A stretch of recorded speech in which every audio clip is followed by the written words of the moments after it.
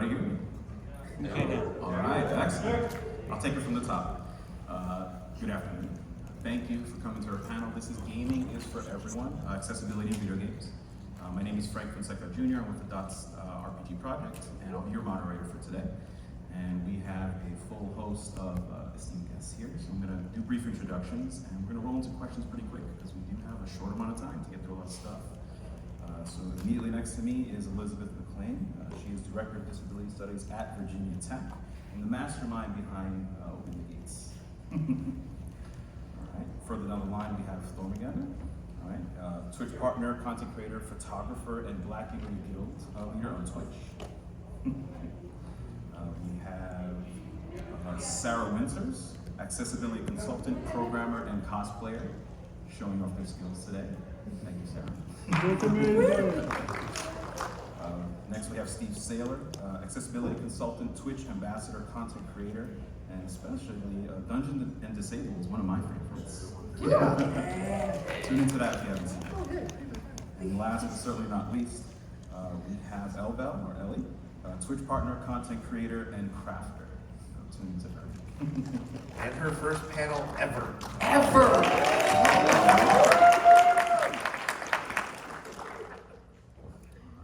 This is my second panel, so we're in good company. All right, I'm going to roll right into it. Feel free to give us some introductions as we go through this question. And why don't we just, we'll start from next to me and we'll go down the line, and I'll redirect as we move forward. But just, what does accessibility in video games mean to you, and why is it important to you? And if you feel comfortable talking about your disabilities in particular, throw that in as we answer the question. So, yeah, thanks so much. I lost my voice, so we're gonna do the best we can, but just let me know if it's not loud enough. Yeah, so I was always drawn to gaming and enjoyed being a gamer. I'm autistic, but I also have Ehlers-Danlos syndrome, some other chronic health things that actually impact my hands significantly and my dexterity. I was training to be a professional trumpet player before I discovered my ribs could dislocate while I was playing piccolo trumpet. So that got derailed a bit. And as I was figuring out my life, I did what I'm guessing a lot of us do, which is play a lot of video games for a while. But as my disabilities progressed, I was having a harder and harder time doing that and having that hobby and that safe space. So I was a grad student at the University of Michigan and turned into effectively a guinea pig for a project on adaptive gaming and technologies like that, things that could be 3D printed, finding some fascinating solutions from the community that could help us play the games we wanted to. And it was absolutely electrifying for me and empowering. So I learned how to do these setups on my own. And then when I moved to Virginia to start my job at Virginia Tech, I brought this with me, and through the pandemic was able to keep the disability community connected even when we had to be physically isolated through adaptive gaming. So now this is something I get to teach as part of my disability culture classes. And yeah, it's really been not just a personal lifesaver for me to think about accessibility in gaming and these particular things, but a way to build up community and help other people find each other and no longer think of disability as this big scary thing, but just a normal part of the human existence. Well, that is a hard act to follow, but I will do my best. you have potato controllers, so. You know, I do. I am a potato gamer, and I also use them to play video games. But getting into that, one of the things that accessibility is so important for me in gaming is because I have ADHD. I'm looking into potential diagnosis on autism because I believe I might have that as well. But for me, I get sensory overloaded, and I deal with a lot of discussion in my community about how do we make it so that everyone can play games. And for me, that's always been the nice thing about video games, is anyone can pick up and play some kind of video games, but not everyone can play all. And so there's always been a discussion, how do we get everyone playing all video games and being able to enjoy them regardless of your physical dexterity or abilities, and also mental abilities and physical abilities. Like, I want to make sure that everyone is having fun in the same way that I do. So when it comes down to how I interact with my community, there's a lot of discussion about how do we bring people together so that they can play these games and share these experiences together. And one of the ways we do that is I like to use a lot of absurd controllers. I play with potatoes. I use steering wheels, DK bongos, DDR pads, even use accessibility, adaptability kits from like Microsoft and more to bridge discussion about gaming and bringing people into thinking about how do I play video games if I have a physical disability or a mental disability? How does my ADHD affect how I play video games? For me, using something like steering wheel was a stim. I didn't have to worry about focusing on a tiny screen. I could move my entire body and do so much, and I never thought about what happens when you change the way you play video games and you have extra tools available to you. So that completely changed the way I thought about it and how I translate and teach others to think and do the same.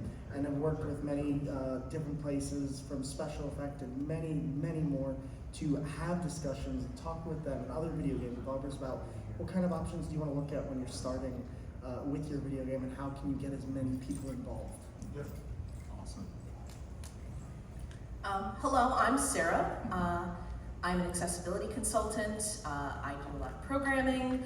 I do art, both fine art and cosplay. I got into accessibility in gaming a long time ago. So I started playing video games because my eye doctor told me to. I have ocular albinism. It's a genetic disease from birth. It's a form of being albino. My eyes take in too much light, and I have no control over them. And while you can see my eyes are pretty stable now, that's because my right eye is actually puppeting my left. I got surgery a couple of years ago. There are essentially rubber bands in my face to hold my eyes together, which is kind of wild and such a cool thing with medicine. I was a forum moderator for Telltale Games for a while. If any of you guys played The Walking Dead, you might see my name in the credits. I was last year's creative director of Mystery Hunt. So if any of you guys are Boston locals or are familiar with the puzzle hunting scene, I was on the running team of last year's Mystery Hunt, doing the creative work. And my focus of when I make games, as well I play them and help large companies make their games, is how can we make it so that everyone can have a seat at the table? I've been speaking at PAX for many years, not just on accessible gaming, although some of you may have seen my panels in the past.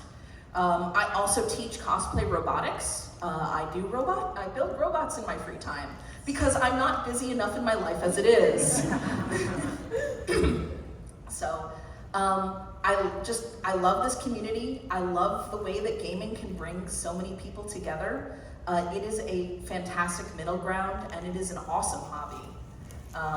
And a career for many of us too. So, Steve, what about you? Yeah, hi. Also a fellow albino. Yeah, I have a condition called nystagmus and had it since birth.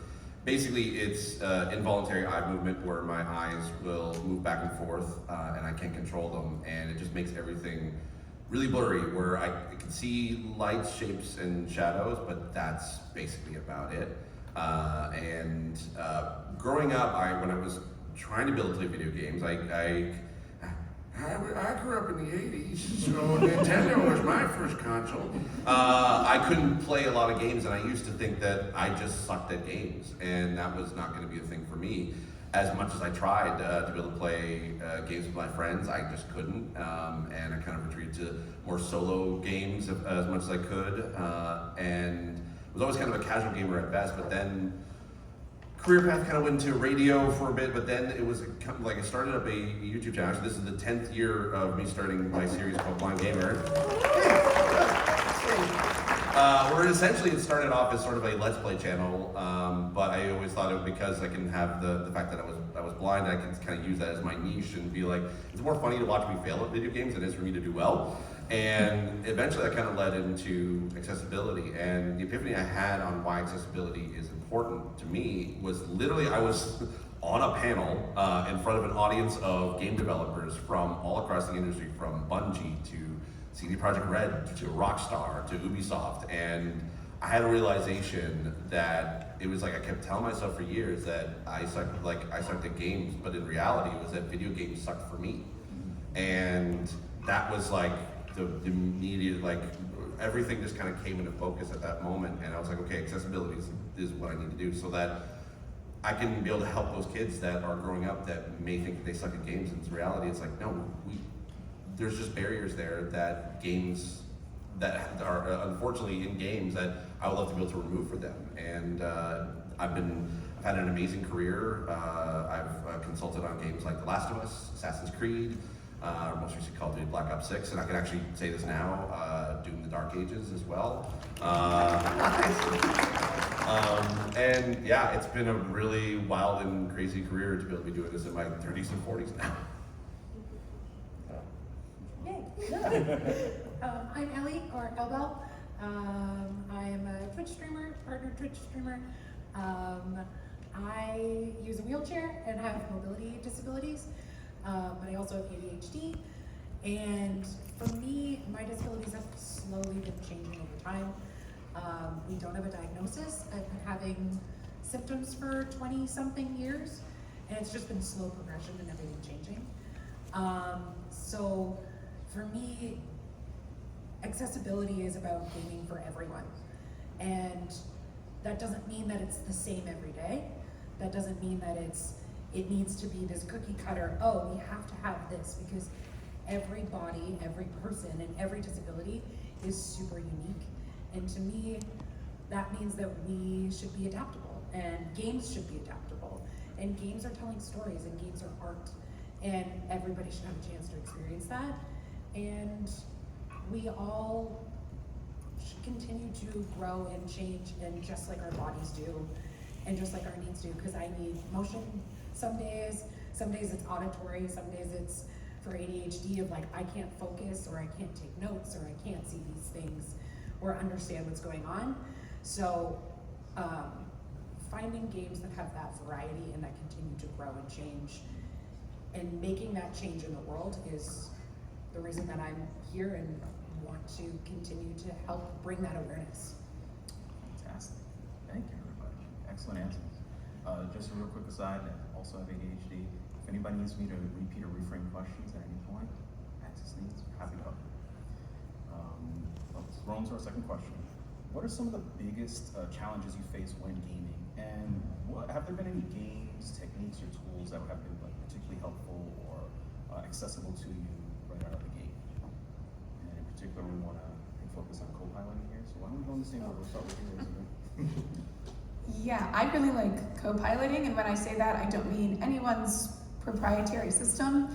I mean, just to be clear, I don't know how much trouble I'm going to get in if I start describing my setup and the way that I'm hacking things to talk to each other that are not supposed to. So we're not going to get into details, other than the fact that 90% of the lived experience of being disabled is just dealing with logistical challenges. So people who are neurodivergent and have disabilities are some of the best creative problem solvers in the world, which also makes us some of the best gamers in the world. Like, we just need to start there. But one of the things I discovered, I was getting so frustrated gaming by myself. My fingers weren't moving the way I wanted to. My left hand moved slower than my right now. My joints would dislocate in my hands while I was playing. It was so frustrating. And then I made friends with someone who had even less manual dexterity than I did. And we made another friend who showed us how to split up controllers. So she could control Mario running around, I could make Mario jump, and after a few months, we beat Super Mario Odyssey together as one Mario. But what I discovered is that was actually 10 times more fun than playing by myself. Right, like when it didn't work, there was no one to blame. It was just humanity, right? Like, of course we're not reading each other's minds perfectly, although it got eerie towards the end because it did feel like we were in sync. And it replicated this very, very cool part of disability community, often referred to as access intimacy by people like Mia Mingus and others in the disability justice movement. But that feeling of when somebody understands what you need and steps in and provides it for you. And that feeling of like safety and connection and being able to get that in gaming, I find that to be really powerful. So sometimes it's not even about the latest gadget, it's about the unique ways that disabled folks figure out how to make it work for their unique bodies and minds. And I think moving together is so much more fun than just playing by yourself. Absolutely. Could you repeat the question and also give a brief definition on co-piloting, because my brain freaks out and I know it, but I can't remember it. That's okay. I'll repeat the question and I'll let you give the I should definition. define it because I'm probably using it wrong. Could you also speak into the mic because it's very quiet? My apologies. Thank you. No, thank you. Yeah, so what are some of the biggest challenges you face when gaming, and have there been any particular techniques, tools, or games that have been accessible or useful to you right out of the gate?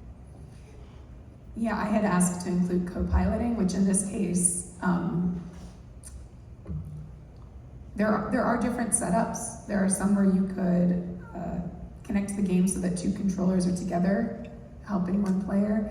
Very classic for parents and kids to do that, so the kid doesn't get frustrated. But really, the way I tend to conceptualize it is simply having more than one person controlling one character and kind of moving as one. So you're each co-piloting, like a particular character moving through a space or whatever you're controlling in the game. Thank you very much. And when it comes to the biggest challenge I face when playing video games, or that was the question, correct? Yeah. Making sure. I think one of the biggest challenges for me personally is when I find these games that are just supposed to be very, very overwhelmingly difficult without giving you a lot of information, and you're kind of expected to blindly headbutt your way into every single wall to figure out what's going on.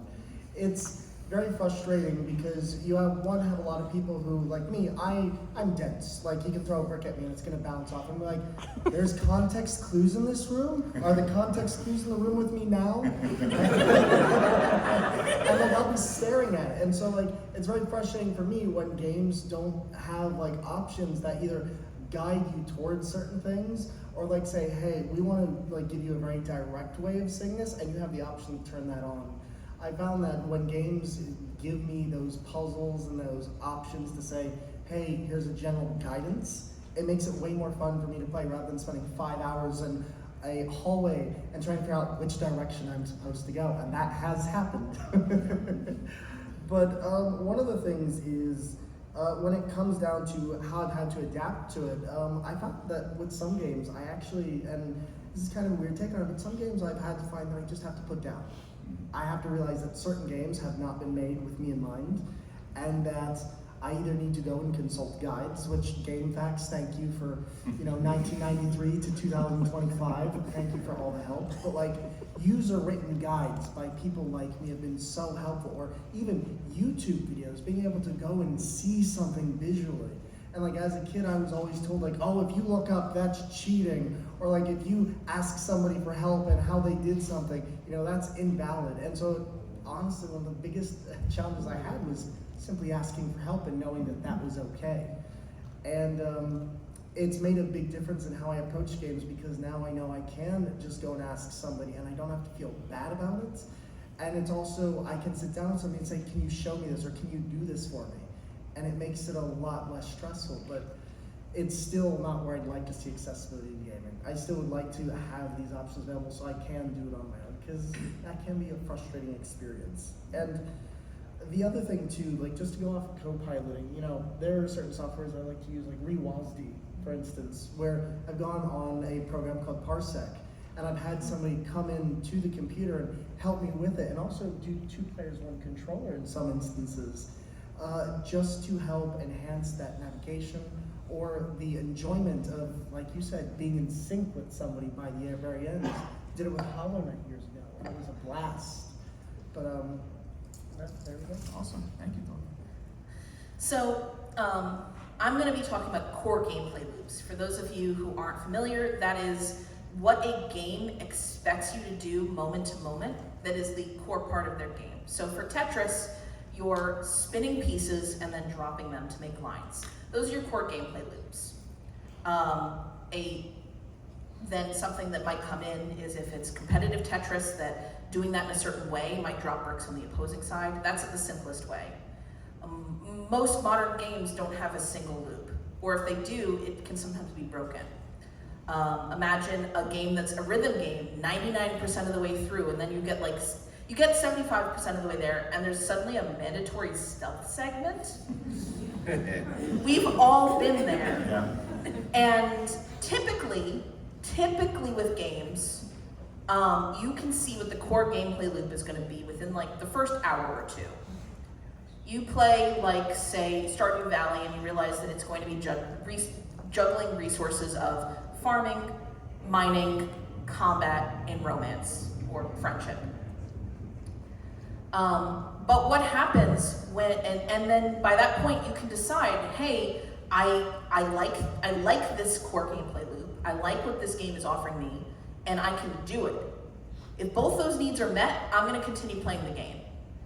But I have definitely gotten 10, 20, 30, 50, or in the case of Final Fantasy XIV, the thing I'm cosplaying from, over 150 hours into a game, and they suddenly throw in something that is so antithetical to their core gameplay loop. I'll use 14 as an example since I'm wearing it. It is a cooperative game. You are typically either fighting in the field, or you're fighting battles with 4, 8, 24, even in some cases 72 people together. It is a group effort, and then suddenly to be thrown into a solo stealth segment, literally 5 expansions into a game, and you can't move on to the group content until you do this solo stealth segment. I understand why they didn't put it there narratively, but you need to give alternatives, not because I'm a bad gamer. I'm a savage raider, which is not the hardest thing you can do, that's ultimates. The next to hardest thing you can possibly do in this game, and I am blind. But I couldn't pass this one stealth check. If someone who is in the top 1% of your game can't do what is basically considered the basic part of your game, then there's something wrong with your core gameplay loop. You either need an alternate way around it, you need to make it optional, or you need to say, is this thing really required? Why is this here? What is the point of this?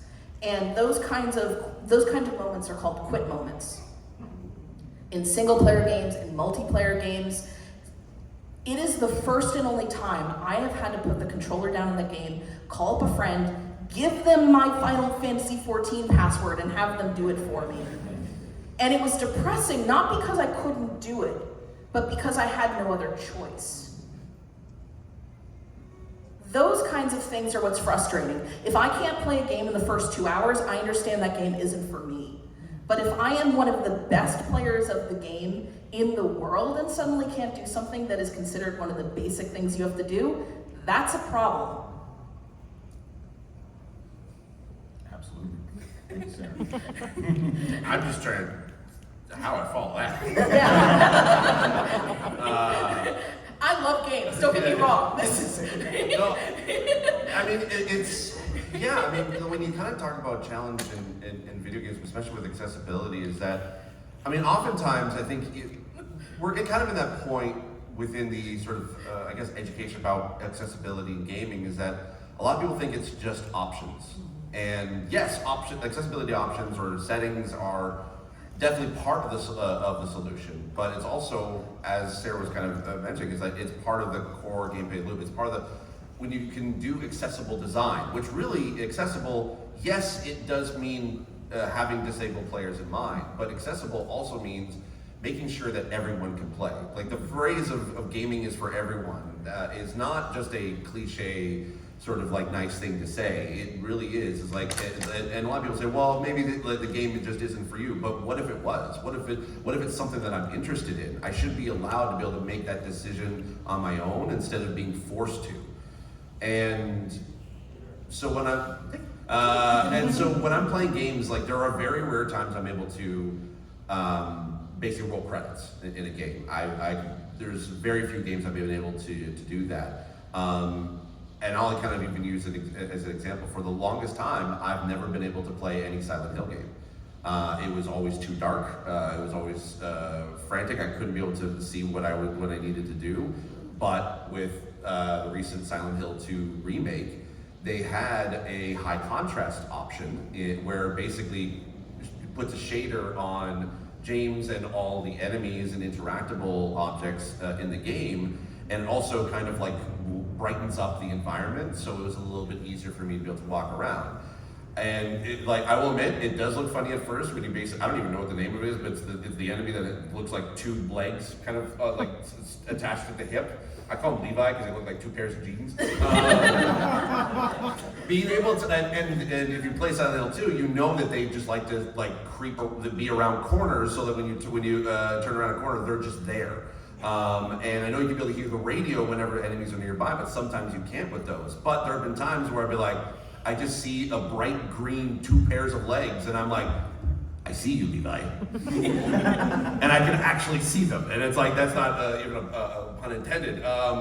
So that can open up, accessibility can open up a game to someone who would never have been able to play it before and could potentially be one of their favorite games. And I can say, I played the entirety of Silent Hill 2 remake on my Twitch stream from beginning to end, and it was one of my favorite experiences. Is it fully accessible to me?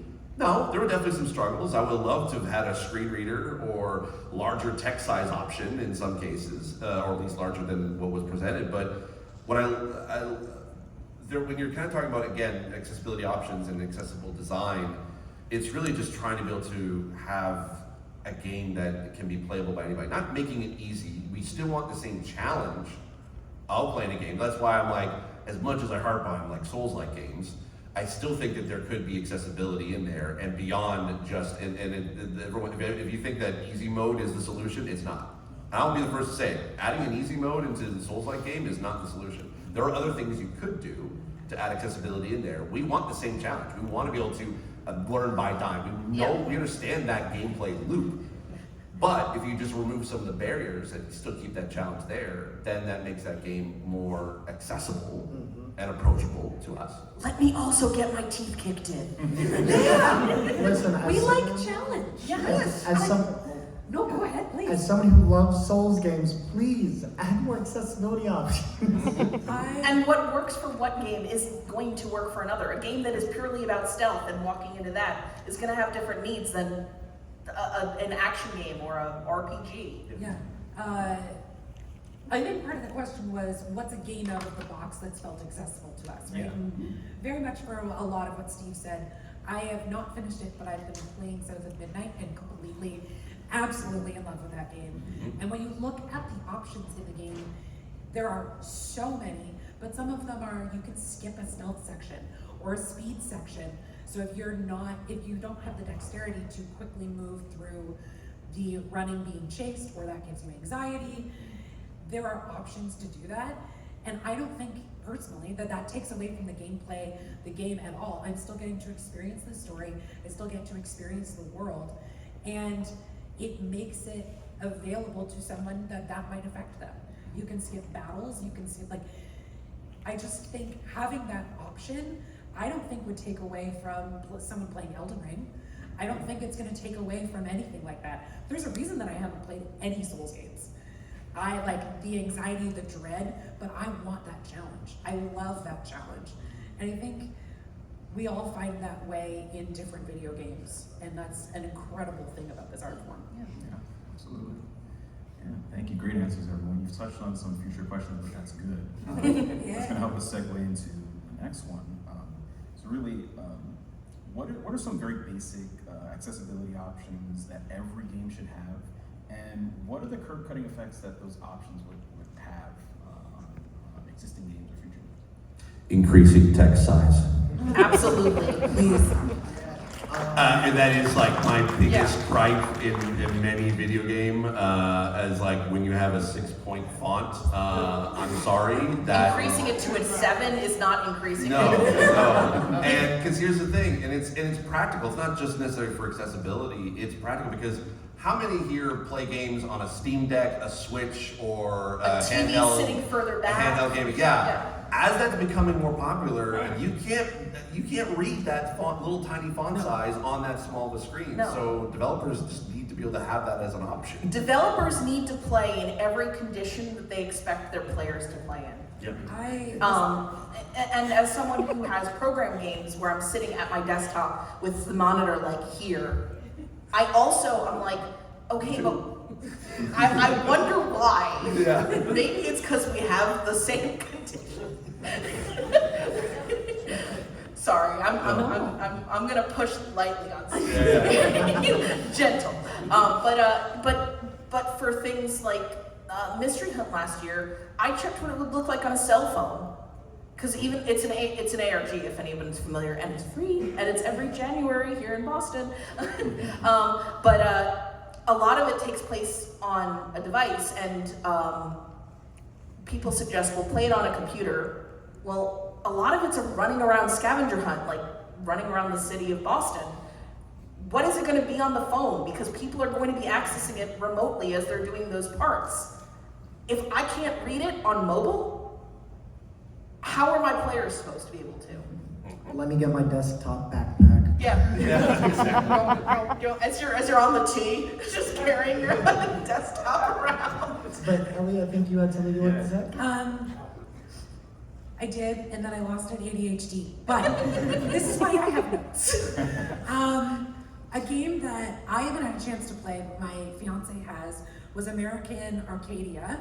And the first thing that they did before anything happens was an accessibility window. Do you need vision? Do you need hearing? Do you screen shake, field of view? And I think that adding that and adding those options of whatever the game might be, because it's gonna be different on Elden Ring versus Celeste. Like you're gonna have very different needs, flashing, all of that sort of stuff. But giving that to the option right away is something that I would love to see come forward so that I don't have to go through something where I'm seeing shaking and I can't watch the intro of the game or walk through or make my character and then be like, do I want to continue playing this because it's already affecting me in a negative way?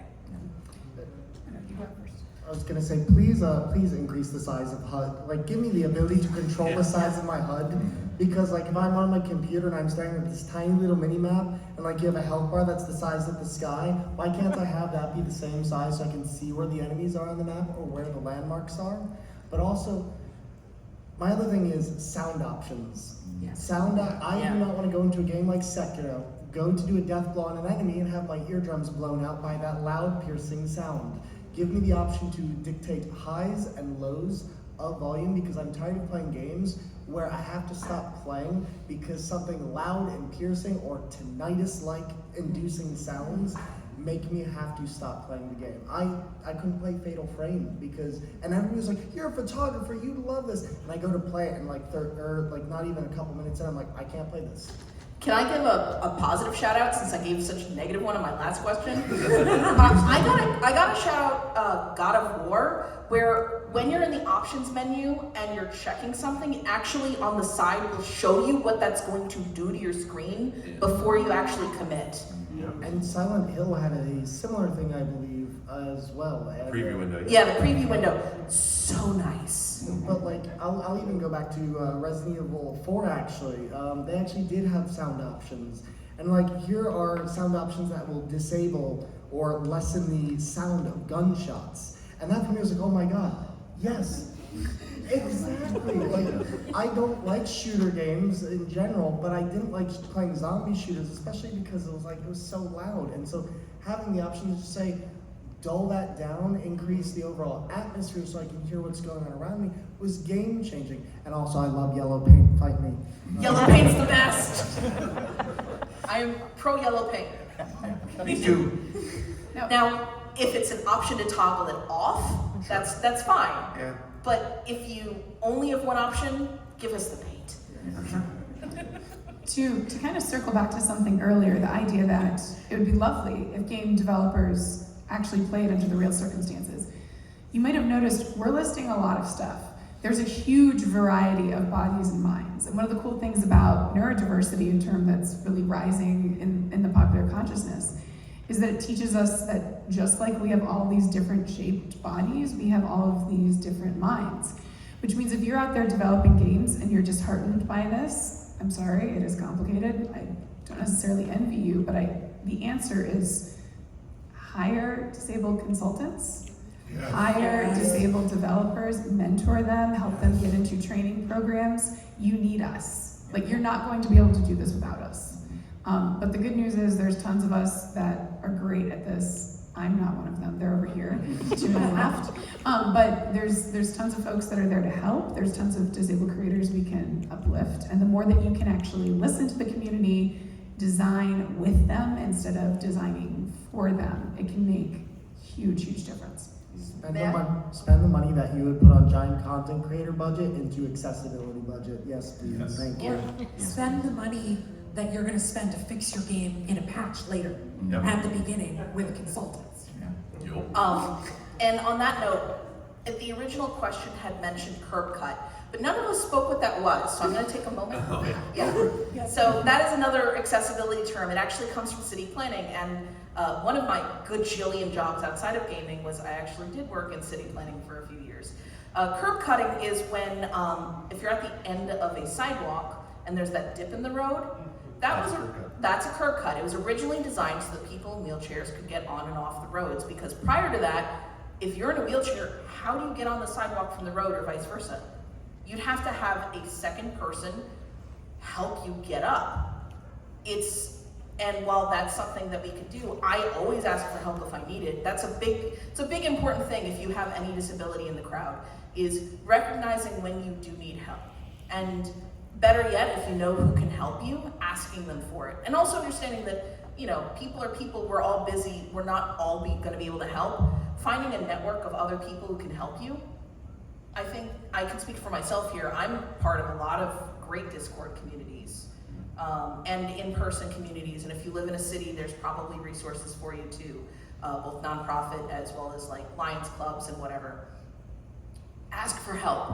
Help is there. Sometimes it's a little hard to seek out. Sometimes you need to try a few places, but it's there.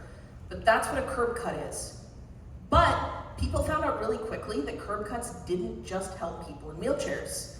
If you have a stroller, that helps you too. You no longer have to lift up your screaming child. You can just roll them right onto the sidewalk. If you're a delivery,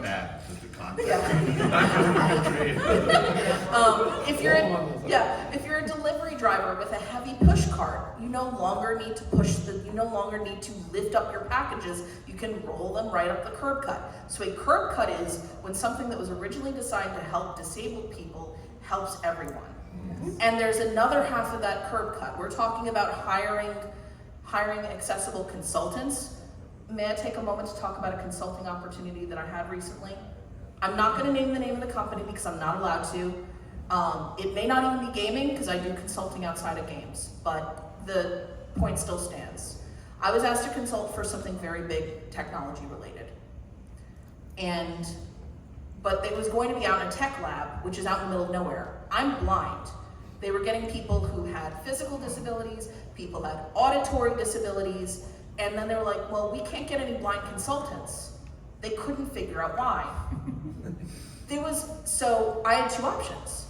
Either I drove there, which, or it was a 4-hour multi-transit, like 2 buses, a train, somebody's carrier pigeon. Like I had to cross an 8-lane highway at some point when I looked this up on Google Maps. I was like, this is no longer both my time and my money. It didn't make sense for me to do this. And they never considered the actual logistics of hiring a blind person for blind consulting. You laugh, but you're like, oh, the consulting's here, everybody else is able to get there. Well, someone who can't drive can't. Not just blind people, but anybody who can't drive. The solution was, I explained this to them, they're like, oh, well, we'll send someone with a car to get you. But I had to tell them. And other blind people might not have, they just looked at those options of drive, I can't get someone to get me there, or ridiculously long times, or an $80 Uber from the major city center. None of those options were viable. They just said no to the consulting opportunity. Yeah. So working from home is a curb cut. It helps us disabled people. It also helps busy people. We're not commuting. Yeah. And we have our best accessible setup. yes, where we already have our setup. You don't have to, you'll have to pay less and we'll still get more. You'll get more out of the interaction because you'll get our time. You'll get us full centered. You'll get people who are busy moms who you may need, or busy parents Stay-at-home dads. You'll get people who, for one reason or another, maybe they're temporarily disabled. They've broken their leg and for the next 6 weeks they can't drive. That's a temporary disability. That's still a disability while it happens. All those things are important to keep in mind. And if you're in the hiring side of things and you don't know, ask. Because you may be completely overlooking something like your testing facility is in Mount Doom. We'll send the Griffins. There you go. Yeah, awesome. Thank you. Sarah calls raid. Well, and that really gets at a couple points. The first is, if you have tried hiring people with disabilities and they don't last very long, you might not be accommodating them. So like make sure that once you hire us, you're actually supporting us. Because honestly, even after you tell them you need a car and they give you the car, I would still be suspicious that once you get there, it's just gonna be another thing, you know? So there is, you know, building that trust and relationship. And I'm trying to decide how much of a jerk to be on this event. Do it. Go on. Do it. We're egging them on. If disabled people have never complained to you about you and your behavior, they don't trust you. Facts. And if they trust you, they complain all the damn time. Because nothing in this world was built for us, which is ridiculous, because all of you, if you're lucky, are gonna be one of us, right? I mean, if you don't just have a sudden death, most people will become disabled. But yet the world is still not built for us. It's not the way our bodies and minds are different that is the problem, it's the fact that the world is just built in a way that excludes us. So if disabled people are complaining to you a lot, congratulations, they trust you. Now be worthy of that trust. And if they're not complaining to you, you should start listening to them. The best way is to start following folks like these on my left on social media, because follows and simple interactions, you don't need to give your opinion. Just engaging with the content a little bit means it will pop up and new recommendations will pop up and you will gradually learn and learn and learn and learn how to listen to us and get these different perspectives. It doesn't replace us, but it helps you prepare for your interactions with us. And just to add on to that, just one quick thing is like, when it comes down to, you were saying about social media, one of the most important things that everyone can do is you all have platforms of your own where you're growing them. That is a magnification lens that does way more than you think, and people with these platforms can help to strengthen the voice of those within the disability community by using their platforms to amplify our voices. So if you have those platforms, repost that, tell your friends about it, post in your communities, because that word of mouth really does make a difference for spreading awareness of how all this works. Yeah, you don't need to know all of this, you just need to amplify the people who do know these things. Yeah. Awesome. Excellent answers. Thank you, everybody. So we've got about 20 minutes left. I'm going to push us forward just a little bit faster. But there was several good segues to the next question in terms of hiring, disability consultants and designers. So, what's the difference between accessibility options and accessible design? And why is it better to make games accessible from the start rather than to tack on options at the end or do patches or? I think we're all like, Yeah, we're all chomping at the bit. Let's start with Ellie. How about that? Yeah. I actually got to talk to a dev last night, which was really cool. We were talking about font and incorporating that in. And they were talking about, oh, okay, yeah, I realized, oh, I write in English. This is going to be provided in umpteen million languages. They're all different sizes. They all need different text box shapes, which then eventually means adaptability for changing text box size.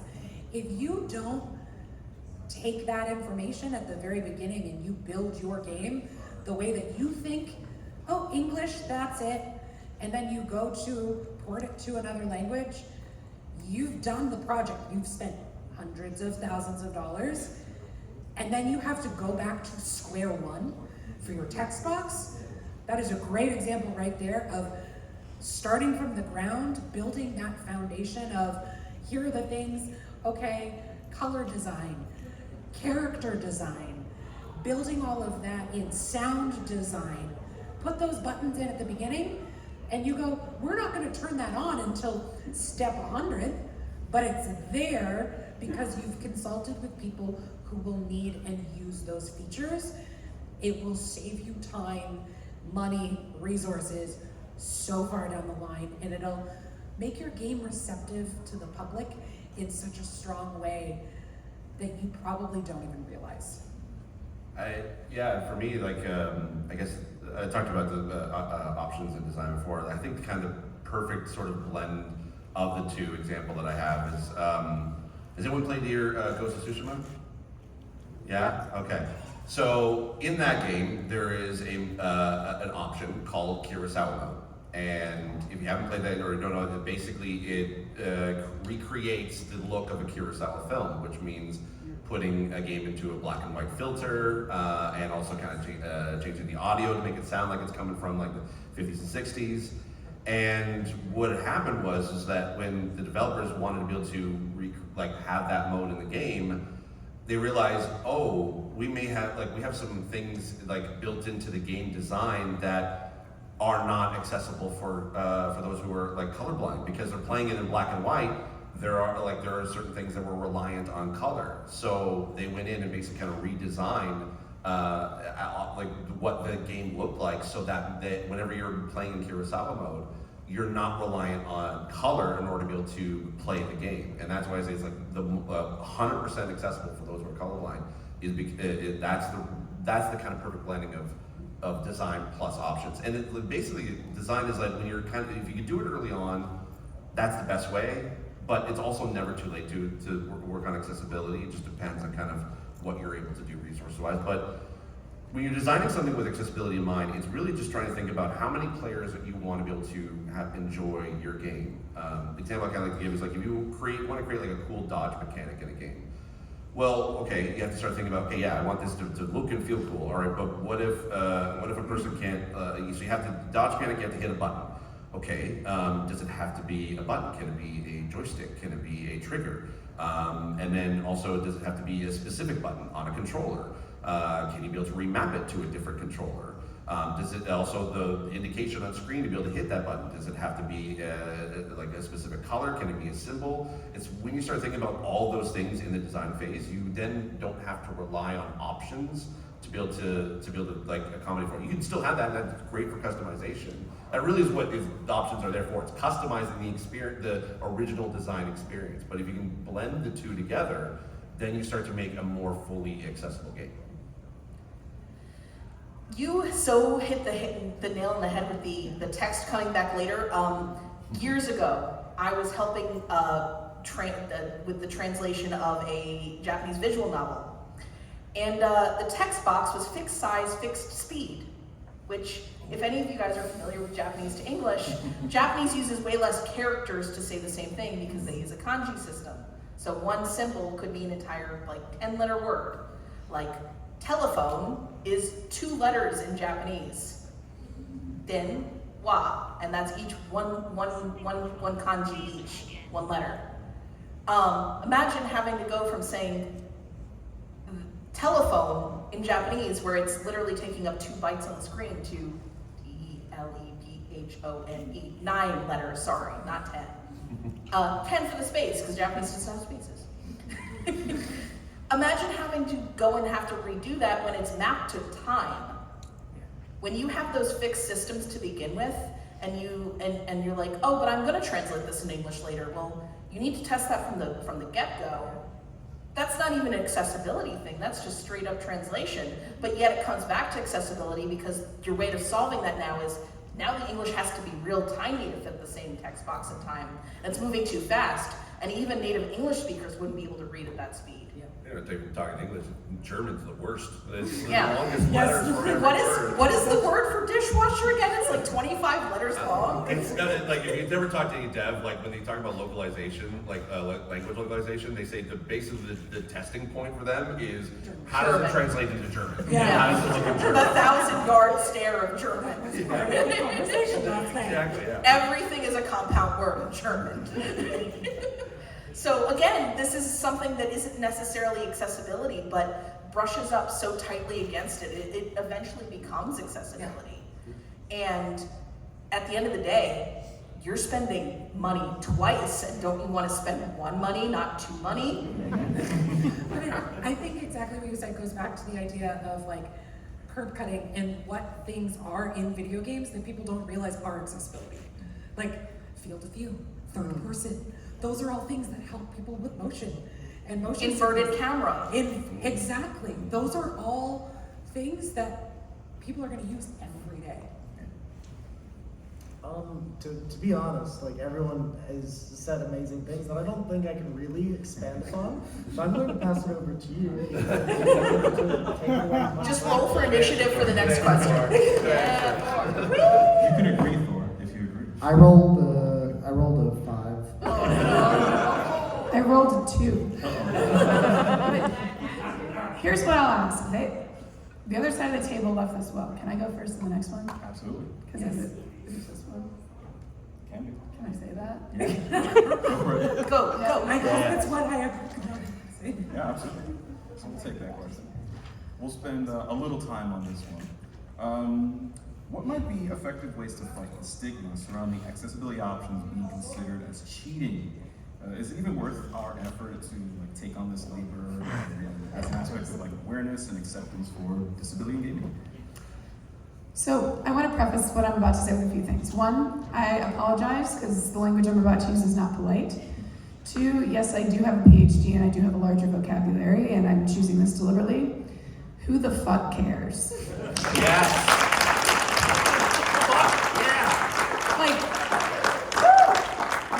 We're not talking about esports, although para-esports exist. Nope. That's a whole other conversation.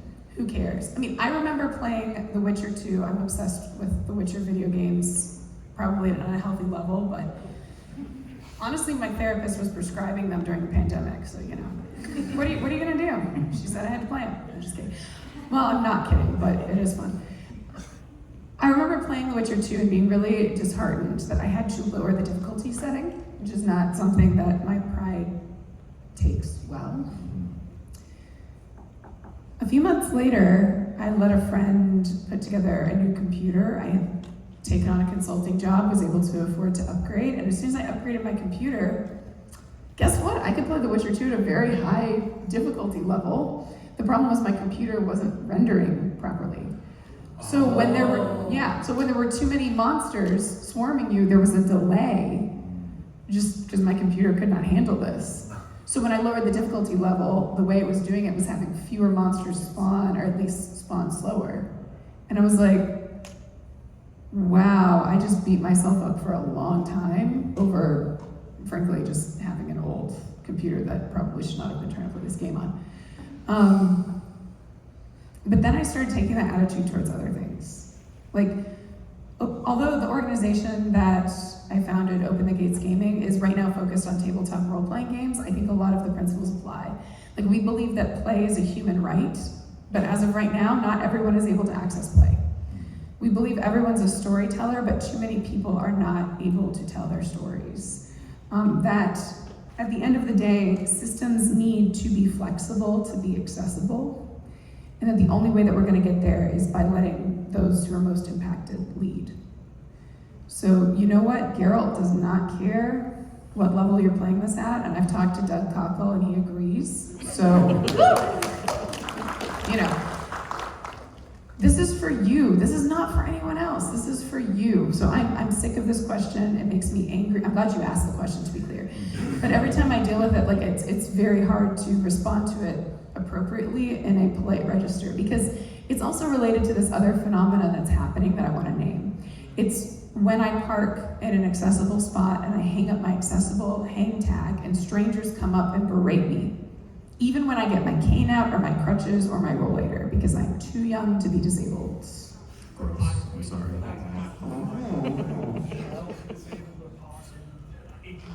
I'm waiting for someone to come up and say something. I'm saying, like, she might not need a wheelchair. I'm just going to repeat some of those. Yeah, situations where you're with someone else who has conditions that you cannot see. Sometimes they need the wheelchair, sometimes not. Also, sometimes you have like an autistic kid who needs that spot because the longer they're in the parking lot, the more danger they are in for other reasons that you don't understand. There is this impulse to create scarcity, to make accessible things special, to make them little treats so you feel good about yourself as you dispense them slowly, to make accessible equipment for us more expensive, to limit the number of accessible spots, and then for non-disabled people to feel like they're doing a good thing by policing the use of those resources. That is artificial scarcity. And the way that you choose to spend your money, whether you're a game developer, whether you're a university president, sorry, I'm a professor and that's always in my head, the way you choose to use your money is a statement of your values. A budget is always a choice. So are you choosing to invest in disabled people or not? So yeah, anyway, if you're policing who gets to use accessibility equipment, take a step back. And honestly, a lot of the people that do this are people that actually should be using accessible equipment, because all of the ableism that we grow up in and swim in and is all around us, and by ableism I mean discrimination against people with disabilities, but also anything that is giving preference to people who have bodies and minds that are a little bit more typical than the rest, statistically speaking. You cannot grow up in that without it being inside of you. And it's inside of me. We call that internalized ableism. If you have ever wondered if an accessibility setting would help, and then feel like, well, I'm not really disabled enough for that, use it. Do it. Yes. Yeah. And you're gonna have to practice every day, not feeling bad about it, but remember, every time you use that setting, there's kind of an inverse of that curb cut effect, which thank you so much for defining it, and all of you had great contributions in that question. The inverse of the curb cut effect. So disabled people, we literally, I want to be clear about this, we literally fought, died, and bled to get those curb cuts. Section 504 of the Rehabilitation Act was signed into law in the 70s, and we had the largest sit-in in US history in order to actually get it signed years later. The Americans with Disabilities Act is 35 years old. It has still never been fully implemented. Both of these laws are currently in danger. There's a case going to the Supreme Court where many states in this country, their attorney generals are asking to overturn parts of Section 504, so losing rights that we have had for over 25 years, but we've never actually fully had. And the thing is, every time one of you uses that curb cut, every time one of you uses a digital accessibility feature because it makes your experience better and you get to go be the hero you want to be, you are reminding developers that that's worth investing in. And that is going to let other disabled people use it. So it's not really a question of, are you disabled enough? It's a question of, are you going to practice being an ally today for us? So use those features, call out for those features, ask for those features on social media, ask the questions, and you're going to be helping us out. That was really long. I'm a professor and lecturer. I'm sorry. I did good.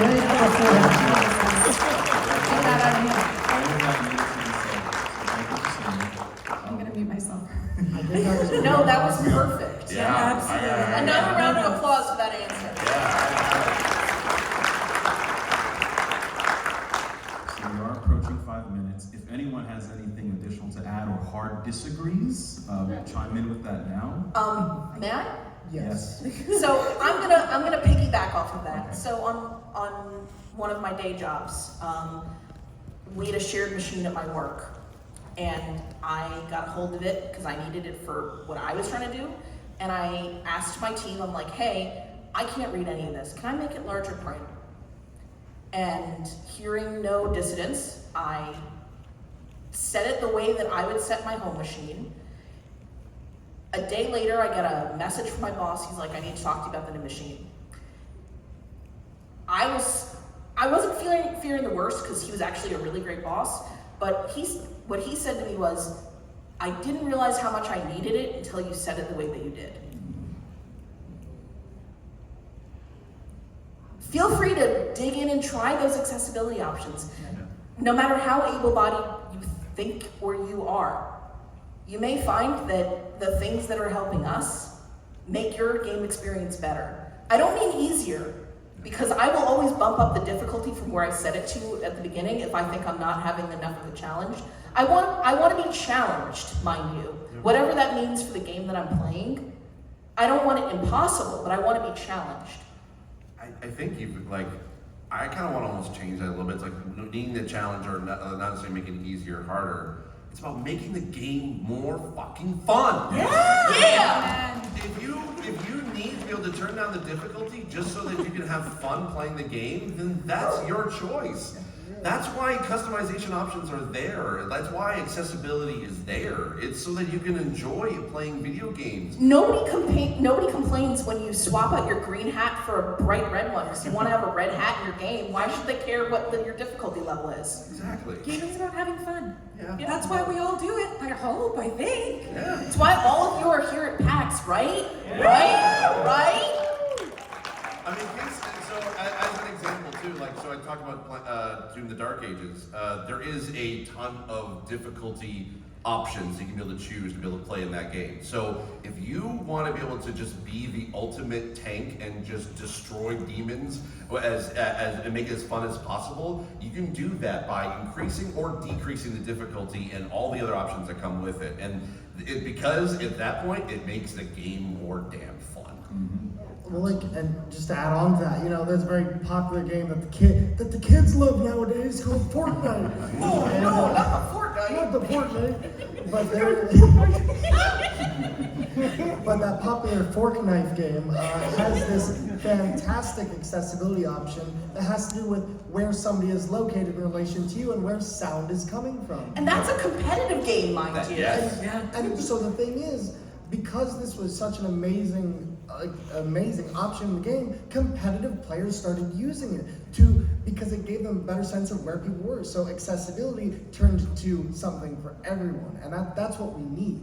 That's what we need. But also, just to go back into like the whole turning the difficulty down. Like, I love games. I love playing games in all types of ways, especially Expedition 33. I love that game. I also suck at parts of it. So when I'm wanting to just go and continue the story, I'm like, let me turn that difficulty down. And it's nice having it so I can say, I want to have fun with this. I don't want to slam my head against the wall. I want to engage the story. Because like you said, video games are for fun. Well, and accessibility is, I said I was going to mute myself. Y'all knew I was lying. Everyone knew I was lying. Accessibility is also not just about disability. Like, the example I gave also had that socioeconomic component. I was being paid an exploitative wage and could barely afford my groceries, so my computer couldn't play the game I wanted to play. But the same thing with Fortnite, right? If you don't have these really fancy headphones, you were at a disadvantage, and this accessibility tool made it a bit more fair for you. So some of these things, maybe it's disability, maybe it's something else, but it's like, hey, if you are having more fun at the hardest level, do it at the hardest level. If you think it's really fun to put it down on the easy level and just feel like a god, go for it. If you want to give Geralt the page boy haircut, like, you do you, man. Like, just enjoy yourselves. That's what it's there for. But like, one of the things, especially, like, I play a lot of hard games. I do them in absurd ways, but like, I really dislike when people come in and say, well, I did it on the second try, I did it on the third try. When you set up that gates, that makes people feel bad because, oh, I didn't do it in a certain amount of attempts, or, oh, you know, I've been at this for 10 hours. You shut people out of wanting to play that game because you end up, you bring elitism into it. And it's like, video games are for everyone. There should be no certain amount of tries that you need to do a video game, and it should just be however long it takes is however long it takes, and that's valid. So what I'm hearing is that you don't like gates, and you would like to open the gates. Hey. Like, be proud of your first victory win. Yes. Own it, but also be proud of your friend's victory win on the 100th try. Yeah. Because they also did it. Like, if they did it in 2 tries, hey, great for you, that's awesome. If you did it in 100 tries, great for you, that's awesome. Like, that was one of my most satisfying things, and I'll make this brief, but that was one of my most satisfying things, was playing a game like Sekiro. And I spent 37 hours on the last boss. And when I was there, all my friends were cheering me on and saying, yo, you did it, and we were all partying together. And it's like, that's what I want to see. That's what community is about. This community and determination, it's like disabled gamers can change the world, so let us play our games. Awesome answers, everybody. Thank you. We've got about 15 seconds left. So I just want to redirect everyone. If you have any more questions, if you want to see some of us, if you want to speak to us, we'll be in the PTI Lounge, the Access Forward Gaming Lounge. Also, Open the Gates is running some cool RPGs down there, so come and check us out. And real quickly, I know we have a charity stream coming up, so Steve or Ellie or Thor, please tell us where people can tune in to you for that. Oh, yeah, you can follow me at Steve Saylor pretty much everywhere. And I am also going to be running a D&D session. If you want to learn how to add disability mechanics into D&D, I'm running a session tomorrow. You can be able to come play a game with me. And yeah, that'll be in the Access 4 Gaming Lounge.